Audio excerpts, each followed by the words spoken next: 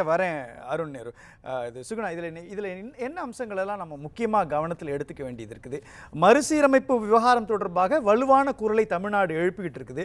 நாடாளுமன்றத்தினுடைய கூட்டத்தொடர்களில் கூட அனைத்து திமுக எம்பிக்கள், திமுக கூட்டணி எம்பிக்கள் நாடாளுமன்றத்தில் பேசுகிறாங்க இல்லையா? இது எந்த கட்டத்தில் இருக்குது? இது இந்த கூட்டத்தினுடைய அம்சங்கள் மூலமாக என்ன உள்வாங்கிக்க வேண்டியிருக்கு? இப்போ நம்ம தொகுதி மறுசீரமைப்பு அப்படிங்கிறது குறிப்பாக அந்த மக்கள் தொகையை அடிப்படையாக கொண்டிருக்கிறது. இதில் பிஜேபியை பொறுத்த வரைக்கும் ரெண்டு கான்ட்ரவர்சியான ஸ்டாண்டு பிஜேபிக்கு இருக்குது. ஒன்று என்னென்னா, இந்து முஸ்லீம் பிரச்சனை அப்படின்னு பார்க்குறப்ப முஸ்லீம்களுடைய மக்கள் தொகை அதிகரித்து விட்டது, இந்துக்களுடைய மக்கள் தொகை வந்து குறைகிறது, அவங்க குடும்ப கட்டுப்பாட்டை சரியாக இஸ்லாமியர்கள் கடைபிடிப்பதில்லை அப்படிங்கிற ஒரு குற்றச்சாட்டை அவங்க வந்து எப்பயுமே முன்வைப்பாங்க. ஆனால் இந்த பிரச்சனையை பொறுத்த வரைக்கும் பார்த்தீங்கன்னா, வட மாநிலங்கள் வந்து மக்கள் தொகை பெருக்கத்தை கட்டுப்படுத்துவதற்கான நடவடிக்கைகளை சரியாக மேற்கொள்ளவில்லை. அப்போ குடும்ப கட்டுப்பாட்டை வந்து சரியாக பின்பற்றிய மாநிலங்களில் இப்படி ஒரு அநீதி இழைக்கப்படுகிறதுனா அதில் அவங்களுடைய ஸ்டாண்டுங்கிறது இரட்டை நிலைப்பாடாக இருக்கிறது அப்படிங்கிறது. இப்போ இது வந்து இப்போ எம்பிகளுடைய எண்ணிக்கை குறைகிறது மட்டும் இல்லாமல் நமக்கான நிதி பகிர்வு அப்படிங்கிறதுமே குறையுது. இப்போ நீங்கள் பார்த்தீங்கன்னா, இப்போ 13வது நிதி ஆணையங்கிறது 1971 மக்கள் தொகையை அடிப்படையாக வச்சு தான் கொடுக்கப்பட்டுச்சு. 14வது நிதி ஆணையம் வந்து 2011 மக்கள் தொகை பாதி, 1971 மக்கள் தொகை பாதி. இப்போ கடைசியாக 15வது நிதி ஆணையம் முழுக்க 2011 மக்கள் தொகை அடிப்படையாக வச்சு தான் நிதி கொடுக்கப்படுது. அப்போ கேரளாவுடைய நிதி வழங்கப்படக்கூடிய நிதிங்கிறது முதல்ல 3.87% இருக்குது, அதுக்கப்புறம் 2.5 ஆச்சு, இப்போ கடைசியாக வந்து 1.92 தான் வந்து கேரளாவுக்கான நிதி பகிர்வு. தமிழ்நாட்டுக்கும் இந்த மாதிரியான பாதிப்பு இருக்கிறது. அப்போ மக்கள் தொகை குறைந்த மாநிலங்களுக்கு ரெண்டு விதமான இழப்புகள் இருக்கிறது. ஒன்று என்னன்னா, அவங்க குரல் எழுப்பதற்கான பிரதிநிதித்துவங்கிறது நாடாளுமன்றத்தில் குறைந்து விடுகிறது. ரெண்டாவது, அவங்களுக்கான நிதி அப்படிங்கிறது இல்லாமல் போய்விடுகிறது. அப்போ இந்த இரண்டு இழப்புகள் அப்படிங்கிறது முன்னேறிய மாநிலங்கள், மக்கள் தொகை குறைவாக இருக்கக்கூடிய மாநிலங்களுக்கு பெரிய பேரிடியாக மாறுகிறது. அப்படிதான் இப்போ நம்ம கேரளா பற்றி சொல்கிறோம். ஏன் சொல்கிறேன்னா, பினராயி விஜயன் வந்து இன்னைக்கு பேசுகிறப்ப என்ன சொல்கிறாருன்னா, இது எண்ணிக்கை தொடர்பான பிரச்சனைகளில் இந்தியாவின் ஆன்மா தொடர்பான பிரச்சனை அப்படிங்கிறார். எப்போ இந்தியாவின் ஆன்மாங்கிறது என்னன்னா, கூட்டாட்சி தத்துவத்தில் தான் அடங்கி இருக்கிறது. ஏன்னா இந்தியா என்பது ஒரு ஒன்றியம், அது வந்து மாநிலங்களுடைய கூட்டமைப்பாக இருக்கிறதுங்கிறப்ப எல்லா மாநிலங்களுக்குமான சமத்துவமான ஒரு உரிமை அப்படிங்கிறது மிக முக்கியம். அது இன்னைக்கு இருக்கிறதுலேயே நிறைய பிரச்சனைகள் இருக்குது. இப்போ நமக்கு 39 எம்பிக்கள் இருக்கிறாங்க அப்படின்னா, இப்போ கடந்த 3 தேர்தல்களாக இங்கே பிஜேபி வந்து முற்றிலுமாக தமிழ்நாடு புறக்கணித்திருக்கிறது. ஆனாலும் வந்து நமக்கு பிரதமர் வந்து மோடியாகத்தான் இருக்கார், நமக்கு ஆளுங்கட்சி பிஜேபி தான், அதில் நமக்கு எந்த மாற்று கருத்தும் இல்லை. ஆனால் அதே நேரத்தில் 39 எம்பிக்கள் வந்து பிஜேபிக்கு எதிர்கூட்டணிக்கு போட்டாலுமே அவங்க ஒட்டுமொத்தமாக போகிற பொழுது அவங்களுடைய குரலுங்கிறது எதிரொலிக்கிறது அப்படிங்கிறத தாண்டி ஒரு மசோதாவை நிறைவேற்றுவதில் அவங்களுடைய பங்கு என்ன இருக்கிறது அப்படிங்கிற கேள்வி இருக்குது. அப்போ இப்பயே நமக்கு கொடுக்கப்பட்டக்கூடிய எண்ணிக்கை அப்படிங்கிறதுவே போதுமானதா? இதுலேயுமே பல சீர்திருத்தங்கள் செய்யப்பட வேண்டி இருக்கிறதா? இது வெறுமனே வந்து நம்பர்ஸ் அப்படிங்கிற அடிப்படையில் இல்லாமல் பெர்சன்டேஜுங்கிற அடிப்படையில் வந்து கொடுக்கப்பட வேண்டியது இருக்கிறதா? ஒரு மாநிலத்துக்கு ஒரு ஓட்டு, ஒரு மனிதருக்கு, ஒரு நபருக்கு ஒரு ஓட்டு அப்படிங்கிற விஷயங்கள் மாதிரியான முரண்பாடுகள்லாம் ஒரு பக்கம் இருக்குது. இருந்தாலும் இப்போ இருக்கிறதுல சீர்திருத்தப்பட வேண்டிய விஷயங்கள் இருக்கிறப்ப இந்த டீலிமிட்டேஷன் அப்படிங்கிறது இன்னுமே நமக்கு நிறைய சிக்கலை உண்டாக்கும் அப்படிங்கிறது. என்னென்ன சிக்கலை உருவாக்கும்? இல்லை, அதுதான் இந்த ரெண்டு விஷயம் வந்து, ஒன்று வந்து நமக்கான எம்பிக்கள் அப்படிங்கிறது குறைய ஆரம்பிப்பாங்க, ரெண்டாவது நமக்கு நிதி பகிர்வு அப்படிங்கிறது குறைய ஆரம்பிக்கும். மக்கள் தொகையுடைய அடிப்படையில் வந்து நிதி பகிர்வு குறைய ஆரம்பிக்குதுங்கிறப்ப ஏற்கனவே வந்து நமக்கு நிதி பகிர்வு சரியாக கொடுக்கப்படுவதில்லை அப்படிங்கிற குற்றச்சாட்டுகள் இருக்குது. நம்ம வந்து நிறைய நிதி நெருக்கடி நமக்கு இருக்குது, நம்ம நிறைய மக்கள் நல திட்டங்கள் நிறைவேற்றணும்னா மத்திய அரசு வந்து வரக்கூடிய நிதி நமக்கு வரவில்லை என்கிற குற்றச்சாட்டு ஏற்கனவே இருக்கிறப்ப அது இன்னுமே குறையப்படக்கூடிய ஒரு சிக்கல் வந்து அதிகமாக இருக்கும். அப்படிங்கிறப்ப ஒரு சமச்சீரற்ற வளர்ச்சி அப்படிங்கிறது இருக்கும். வந்து இப்போ இருக்கக்கூடிய ஒரு வளர்ச்சி அப்படிங்கிறது, உத்தரப்பிரதேசம், பீகார் மாதிரியான மாநிலங்கள் அப்படிங்கிறது அவங்களுக்கு அதிகமாக நிதி ஒதுக்கினால் கூட அவங்க கல்வியிலையோ சுகாதாரத்திலையோ அந்த குறியீடுகளை பெரிய அளவில் முன்னேறலை. அதற்கு காரணம் அங்கே வந்து சமூக நல திட்டங்கள் பெரிய அளவில் பொதுமளவு நிறைவேற்றப்படவில்லை. அங்கே வந்து மதவாத அரசியலுக்கு தான் முக்கியத்துவம் கொடுக்கப்படுங்கிறது. இங்கே வந்து கிட்டத்தட்ட 60 ஆண்டுகளாக திராவிட கட்சிகள் மாற்றி ஆண்டிருக்காங்கனாலுமே கூட அவங்களுக்கு கூட பல்வேறு விதமான கருத்து வேறுபாடுகள் இருந்தால் கூட ஒரு கல்வி சுகாதாரத்துக்கு முக்கியத்துவம் கொடுப்பது அப்படிங்கிறது தொடர்ச்சியாக நடந்து நம்ம வந்து முன்னேறி இருக்கிறோம். ஆனால் இப்போ நம்ம ஒரு உதாரணத்துக்கு பார்த்தோம்னா, இப்போ இந்த சமக்கர சிக்ஷா அபியான் அதில் வரக்கூடிய முட்டுக்கட்டையை பார்க்குறோம். அப்போ வந்து மத்திய அரசு வந்து அதுக்கு நிதி கொடுக்க மறுக்கிறது அப்படின்னா, இப்போ ஒரு சுகாதார கட்டமைப்புலையுமே நமக்கு பிரச்சனை இருக்குது. இப்போ சுகாதார கட்டமைப்பு, இப்போ நீட்டுங்கிறது ஒன்று வர்றப்ப, இப்போ வந்து ஒரு டாக்டர் வந்து பிஜிக்கு போகிறப்ப ஒரு மலைப்பிரதேசத்தில் இருக்கக்கூடிய மருத்துவமனையில் பணியாற்றினால், கிராமப்புறத்தில் இருக்கக்கூடிய ஒரு பிரைமரி ஹெல்த் சென்டரில் பணியாற்றினால் அவங்களுக்கு பிஜியில் படிக்கிறதுக்கான குறிப்பிட்ட மதிப்பெண்கள் அப்படிங்கிறத வந்து தமிழ்நாடு அரசு வழங்கியது. அதனாலேயே நிறைய மருத்துவர்கள் வந்து கிராமப்புறங்கள்லையும் மலை கிராமங்கள்லையும் ஆரம்ப சுகாதாரங்களையும் பணியாற்றினாங்க.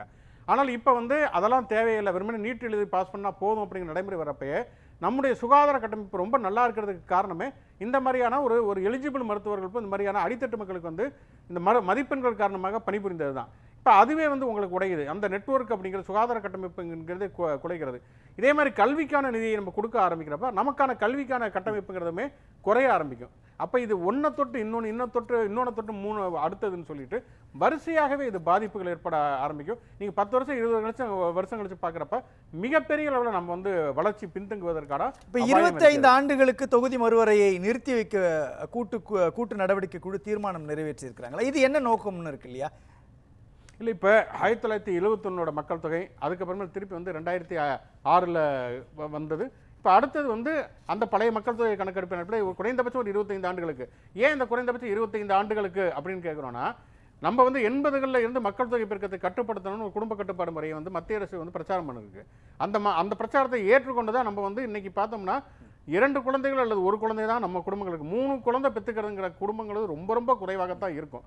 1 குழந்தை 2 குழந்தை தான் இன்னைக்கு பெற்றுக்கொள்ளக்கூடிய குடும்பங்கள் தான் அதிகமாக இருக்கிறதுங்கிறத பார்க்குறோம்.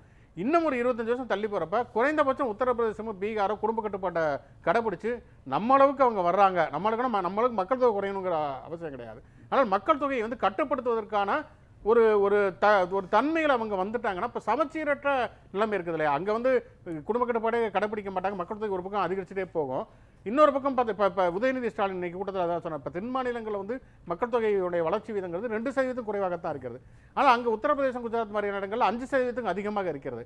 அப்படி இருக்கக்கூடிய சூழலில் இது ரெண்டுமே ஈக்குவலாக பேலன்ஸ் ஆனால் மட்டும்தான் நீங்கள் வந்து ஒரு சமமான அளவு வாய்ப்புள்ள மாநிலங்கள் அப்படிங்கிறத நம்ம ஏற்றுக்கொண்டு அதற்கேற்ப நம்ம வந்து நமக்கான கோரிக்கைகளை முன்வைக்க முடியும். இல்லை, ஏற்கனவே நிறைய சட்டங்களை பாஜக அல்லது வந்து மத்திய அரசு எதிர்ப்பையும் மீறி செயல்படுத்திக்கிட்டு இருக்கிறப்போ தொகுதி மறுசீரமைப்பு விவகாரத்தில் இந்த தமிழ்நாட்டினுடைய குரல், குறிப்பாக தென்னிந்தியாவினுடைய குரலை வந்து கேட்டுக்குவாங்களா அப்படின்றது இருக்கு இல்லையா? வக்ஃபு திருத்த திட்டம் அல்லது வந்து ஆர்டிகல் 370 எல்லா விஷயத்திலையும் அவங்க வந்து தன்னெட்சியாக செயல்படக்கூடிய சூழல் இருக்கிறப்போ இதில் எப்படி மத்திய அரசுக்கு கடிவாளம் போடுவாங்க அப்படின்ற ஒரு கேள்வி வரும். இதில் 2 விஷயம் இருக்குன்னா, கடந்த 10 ஆண்டு கால மோடியினுடைய ஆட்சியும் இப்போ அவங்க பதவியேற்றக்கூடிய 3வது மோடியினுடைய ஆட்சியும் பார்த்தோம்னா, கடந்த 10 ஆண்டு காலத்தில் வந்து மிகப்பெரிய அசுர பெரும்பான்மை வந்து மோடி அரசுக்கு இருந்தது. அப்போ வந்து எந்த விதமான விவாதங்களுமே நடக்காமல் நிறைய மசோதாக்கள் அவங்க தொடர்ச்சியாக நிறைவேற்றிக்கிட்டே இருந்தாங்க. உச்சநீதிமன்றமே ஒரு கட்டத்தில் சொல்லிச்சு, நீங்கள் எந்த விவாதம் நடத்தாமல் இவ்வளோ மசோதாக்கள் நிறைவேற்றினீங்கன்னா இதுக்கு எதிராக நாளைக்கு ஒரு வழக்கு வர்றப்ப எதிர்த்தரப்புடைய பாயிண்ட் என்னங்கிறது எங்களுக்கு தெரியாமல் போயிடும் அப்படின்னு உச்சநீதிமன்றமே ரொம்ப கவலை தெரிவித்து சொன்னது. ஆனால் இப்போ வந்து அப்படி அவங்க நினைச்சதெல்லாம் நிறைவேற்ற முடியல. இப்போ வக்ஃபு வாரிய மசோதாவுக்கு மிகப்பெரிய எதிர்ப்பு வந்ததுக்கு பிறகுதான் வந்து நாடாளுமன்ற கூட்டுக்குழுக்கு அவங்க அனுப்புறாங்க. அதுலேயுமே வந்து எதிர்க்கட்சிகளை புறக்கணிக்கிறாங்க, சஸ்பெண்ட் பண்ணுறாங்க மாதிரியான விஷயங்கள் நடந்தாலும் கூட குறைந்தபட்சம் ஒரு முன்னகர்வை வந்து நடத்திருக்கோம். அப்போ வந்து அவங்க நினச்சதெல்லாம் பண்ண முடியாதுங்கிற ஒரு செக் பாயிண்ட்டுங்கிறது இப்போ உருவாகி இருக்குது.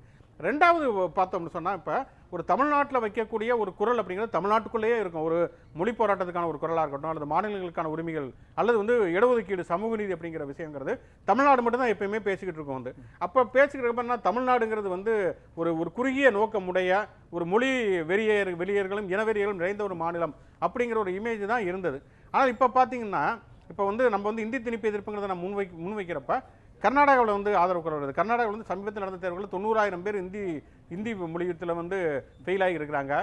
வட மாநிலங்களில் வந்து இது மைதிலி பேசுகிறவங்க, போஜ்பூரி பேசுகிறவங்க எல்லாம் கூட இன்றைக்கு அந்த குரலை ஆதரிக்கிறார்கள். குறிப்பாக பார்த்தோன்னா ஸ்டாலின் அவர்களுடைய ட்வீட்டுக்கு வந்து ஆதரவு தெரிவித்து அவ்வளோ பாசிட்டிவ் கமெண்ட், பிடிஆர் கரண்ட் தாப்ப நேர்காணலுக்கு அவ்வளோ பாசிட்டிவ் கமெண்ட்ஸ் வருது. அப்போ வட மாநிலங்களில் இருக்கக்கூடிய இந்தி பேசாத மாநிலங்கள் மற்றும் இந்தி பேசும் மாநிலங்கள் பிற தாய்மொழிகளை கொண்டவர்கள் அவர்களும் இந்த நிலைப்பாட்டை வந்து ஆதரிக்க ஆரம்பிச்சிருக்காங்க. அப்போ இந்த குரலுக்கான ஒரு ஏற்பு, ஒரு ரெகனைசேஷன்ங்கிறது இந்திய அளவில் உருவாகி இருக்கிறது. அதனால தான் வந்து இப்போ நீங்கள் வந்து தென் மாநிலங்களை சேர்ந்தவர்கள் மட்டும், இப்போ ஒடிசாவில் இருந்து செல்வம் குறுக்கிட்டே இருக்கிறீங்க, நான் மீண்டும் வரேன். நான் ஒடிசாவில் இருந்து நவீன் பட்நாயக் வர்றாரு, பஞ்சாப் முதல்வர் வருகிறார். இது வந்து இன்னுமே விரிவடையும் அப்படின்னு தான் நினைக்கிறேன். நீங்கள் கேட்டீங்க பிஜேபி ஆளக்கூடிய மாநிலங்கள், பிஜேபி ஆளக்கூடிய மாநிலங்கள் இருந்து கூட நாளைக்கு இந்த குரலுக்கான இது இப்போ இந்த தொகுதி மறுசீரமைப்பு விவகாரத்தில் பாஜகவை கார்னர் பண்ணியிருக்கிறாங்களா? ஏன்னா நீங்கள் சொல்கிற மாதிரி தேசிய கல்விக் கொள்கை சம்மந்தப்பட்ட விஷயங்களில் கூட இந்த குரல் தமிழ்நாட்டினுடைய குரலாக பல மாநிலங்களில் ஒழிக்கக்கூடிய நிகழ்வை பார்க்குறோம். பஞ்சாப் நேரடியாகவே ஆதரவு தராங்க அப்படின்றப்போ சில அம்சங்களில் குறிப்பாக தமிழ்நாட்டினுடைய குரலை கேட்கக்கூடிய இடத்தை நோக்கி மற்ற மாநிலங்கள் நகரும் பொழுது பாஜக எதிர்ப்பு அப்படின்ற ஒரு புள்ளி கூர்மை தீட்டப்பட்டிருக்குதா இன்னைக்கு? இல்லை, இதில் அது வெறுமனே பாஜக ஆதரவு எதிர்ப்பு அப்படின்னு மட்டுமே பார்க்க வேண்டிய அவசியம் இல்லை. இப்போ தமிழ்நாட்டில் 39 எம்பிக்கள் இருக்காங்க, 6 எம்பிக்கள் வந்து குறைகிறார்கள் அல்லது 8 எம்பிக்கள் குறைகிறாங்க. நமக்கு வந்து 31 அல்லது 32 எம்பிக்கள் தான் நாளைக்கு இருக்க போகிறாங்கன்னா அது வந்து திமுகவுக்கு மட்டுமே இழப்பு கிடையாது, அதிமுகவுக்கும் அது இழப்பு தான். ஒருவேளை நாளைக்கு பிஜேபி பெரிய அளவில் தமிழ்நாட்டில் வளர்ந்து பெரிய அளவில் எம்பிக்கள் பெறாங்கன்னா அவங்களுக்கும் அது இழப்பு தானே. அதனால் தேசிய அளவில் சொல்கிறேன், தேசிய அளவில் இப்போ தேசிய கல்விக் கொள்கையாகட்டும் அல்லது மும்மொழி கொள்கை வேண்டாம் இருமொழி கொள்கையே போதும் அப்படின்ற நிலைப்பாட்டை நோக்கி சில மாநிலங்கள் ஸ்டாண்ட் எடுத்து நகர்றதுன்றது பாஜகவுக்கு எதிரான ஒரு, அதாவது பாஜகன்றது கட்சி சார்ந்து கிடையாது, அந்த கருத்தியல் சார்ந்த எதிர்வினையாக மாற தொடங்கி இருக்குதா?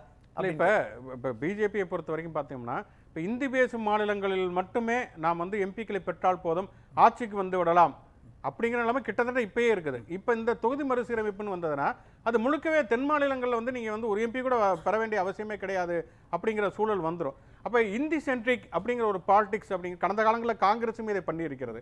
அப்படிங்கிறப்ப தான் நமக்கான ஒரு எதிர்வினைங்கிறது வருகிறது. அப்படி போயிட்டோம்னா இந்தியாவோட ஜனநாயகம்ங்கிறது ஒரு ஆரோக்கியமானதாக இருக்காது, முற்றிலுமாக நாம் புறக்கணிக்கப்பட்டு விடுவோம். அப்படிங்கிறப்ப அப்போ வந்து இந்தியை மையப்படுத்திய, இந்தி பேசும் மாநிலங்களை மட்டும் மையப்படுத்திய ஒரு அரசியலாக இந்தியா இருக்கக்கூடாது. இந்தியா என்பது எல்லா மாநிலங்களுக்கும் சம உரிமை வழங்கக்கூடிய ஒரு கூட்டாட்சி தத்துவத்தை அடிப்படையாக கொண்ட ஒரு நாடாக இருக்க வேண்டும் அப்படிங்கிற அடிப்படை தான். இதுக்கு எதிராக வந்து பிஜேபியோட சித்தாந்தம் இருக்குதுன்னா அது வந்து எதிர்க்கப்பட வேண்டியதுதான், அதுவுமே பிரச்சனைக்குரியது தான். வந்து இப்போ மாநிலங்களுடைய கூட்டாட்சி தன்மையை மதிக்காமல் ஒரு மையப்படுத்தப்பட்ட அதிகாரம் மற்றும் வந்து இந்தி பேசக்கூடிய மாநிலங்களுக்கு மட்டுமே அதிக முன்னுரிமை தருவது, இதுதான் பிஜேபியோட ஐடியாலஜினா. அந்த ஐடியாலஜி எதிர்த்தோம்னா அது பிஜேபி எதிர்க்கிற மாதிரி இருந்ததுன்னா அது பிஜேபியோட பிரச்சனை, எதிர்க்கிறவங்களோட பிரச்சனை கிடையாது. இப்போ இதில் என்ன நடவடிக்கை அடுத்து நோக்கி நகருவாங்க அப்படின்றது? இப்போ இதில் ஒரு 7 தீர்மானங்கள் போட்டிருக்காங்க. இப்போ வந்து பிரதமரை சந்தித்து வலியுறுத்துவது, அப்புறம் கூட்டு நடவடிக்கை குழு வந்து இப்போ நாடாளுமன்றத்திலே கடுமையான அமளிகள்லாம் கடந்த ஒரு வாரமாக நடந்துகிட்டு இருக்கு அப்படின்றப்போ அது எல்லாமே பிரதமருக்கு போயிருக்காதா அப்படின்றது இருக்கு இல்லையா? நாடாளுமன்றத்திலேயே ஸ்தம்பிக்க செய்யக்கூடிய அளவிற்கு இந்த கருத்தியல் போய் நிற்கும் பொழுது பிரதமர் நரேந்திர மோடி நேரில் பார்த்து மட்டும் என்ன தீர்வு கிடைச்சிடும்ன்ற கேள்வி வருவோம்ல. இந்த பிரதமர் நரேந்திர மோடி நாடாளுமன்றத்துக்கே வருவதில்லை, பெரும்பாலும் வெளிநாடுகளில் தான் இருக்காரு. எப்பயாவது வெளிநாடுகள் வந்து இடைப்பட்ட நேரங்களில் ஏதாவது ட்ரெஸ் எடுக்கிறதுக்காக இந்தியா வந்துட்டு போறாரு. அப்படிதான் பெரும்பாலும் அவருடைய நடவடிக்கைகள் இருக்கிறது. இதை தாண்டி வந்து இப்போ ஜனநாயக நடைமுறை அப்படி தானே இருக்க முடியும். இப்போ பிரதமர் தான் நமக்கான ஒரு அத்தாரிட்டி, அடுத்து குடியரசுத் தலைவர்னா அப்படிதான் நம்ம போய் முதல்ல கோரிக்கைகளை வலியுறுத்தணும், அப்புறம் பாராளுமன்றத்தில் வந்து குரல் எழுப்படும், அதை மீறி போனால் நம்ம நீதிமன்றத்துக்கு போகலாம். இப்படி தான் படிப்படியாகத்தான் போக முடியுமே தவிர அதை தாண்டி வேற என்ன வழிமுறை? ஜனநாயக ரீதியாக வந்து ஒரு அரசமைப்பு நடக்கிற பொழுது அப்படித்தான ஒரு வழிமுறையை வந்து நம்ம கையாள முடியும். இல்லை, ஏன்னா நிறைய மத்திய அரசு கொண்டு வரக்கூடிய திட்டங்கள் பலவற்றுக்கும் அல்லது சில தீர்மானங்கள் மாநில அரசுகளிலேயே நிறைவேற்றப்பட்டு அதுக்குமே தீர்வு கிடைக்காத பொழுது இதில் தீர்மானம் நிறைவேற்றப்படணும் அப்படின்றதும் பிரதமர் நரேந்திர மோடியை போய் நேரில் சந்திக்கணும் அப்படின்றதும் எல்லா மாநிலங்கள் சட்டமன்றங்கள்லையும் தீர்மானம் நிறைவேற்ற வலியுறுத்துதல் அப்படின்றது இருக்கு இல்லையா? இது எல்லாமே சாத்தியக்கூறான ஒரு விஷயமா இருந்தாலும் கூட இதுக்கான ரியாக்ஷன் ரிஃப்ளெக்ஷன் ஒன்று இருக்கு இல்லையா? அதற்கான எதிர்வினை சரியா கிடைக்குமா? இல்லை, இப்போ மற்ற மாநிலங்களில் வந்து இப்போ சட்டமன்றங்களில் தீர்மானம் நிறைவேற்றி பிரதமரை போய் சந்திக்கிறப்ப பிரதமர் அதை வந்து முற்றிலுமாக நிராகரிக்கிறார், மத்திய அரசு அதை பற்றி கண்டுக்கவே இல்லை அப்படின்னா அந்த மாநில மக்களுக்கு வந்து ஆளுங்கட்சியாக இருக்கக்கூடிய பிஜேபி மீது ஒரு அதிருப்தி வரும். இப்போ பிஜேபி வந்து எந்த மாநிலத்திலும் வளரவே கூடாதுன்னு நினைக்க போகிறது இல்லை. தமிழ்நாடாக இருக்கட்டும், ஒடிசாவில் வந்து ஏற்கனவே அவங்க ஆட்சிக்கு வந்துட்டாங்க, மற்ற மாநிலங்கள் வளர வேண்டும் என்கிற விருப்பம் இருக்குது. இப்போ கர்நாடகாவில் வந்து அவங்க வந்து கடந்த முறை ஆட்சியில் இருந்தாங்க, இப்போ காங்கிரஸ் இருக்குது, அடுத்த முறை கூட அவங்க ஆட்சிக்கு வரலாம். அப்போ கர்நாடகா வந்து புறக்கணிக்கப்படுகிறது, அதை வந்து பிஜேபி வந்து கண்டுகொள்ளவே இல்லை அப்படின்னா கர்நாடகாவில் நாளைக்கு அவங்க வந்து ஆட்சிக்கு வருவதுன்னு பாதிக்கப்படும் இல்லையா? அப்போ ஒரு ப்ரெஷர் கொடுப்பது அப்படிதான ஒரு அரசியல் இருக்க முடியும். அப்படி ப்ரெஷர் கொடுக்குறப்ப அவங்க வந்து செஞ்சே ஆக வேண்டும் என்கிற ஒரு நிர்பந்தத்தை வந்து, அதனால இது வந்து ஒரு மாநிலத்துடைய குரலாக இல்லாமல் ஒரு ஒட்டுமொத்த இந்தியா அளவில் வந்து ஒரு குரலை வந்து ஒருங்கிணைப்பது. வெறுமனே ஆளுங்கட்சி மட்டும் இல்லாமல் இப்போ நீங்கள் கேரளாவில் வந்து பிஜேபி தலைவர்களுக்குமே எதிர்கட்சியில் இருக்கக்கூடிய பிஜேபி தலைவர்கள், காங்கிரஸ் தலைவர்கள் எல்லாருக்கும் தான் அழைப்பு விடுக்கப்பட்டிருக்கிறது. அதில் வந்து இந்த கோரிக்கையில் வந்து உடன்பாடு உள்ளவங்க இதில் பங்கேற்றிருக்கிறாங்க.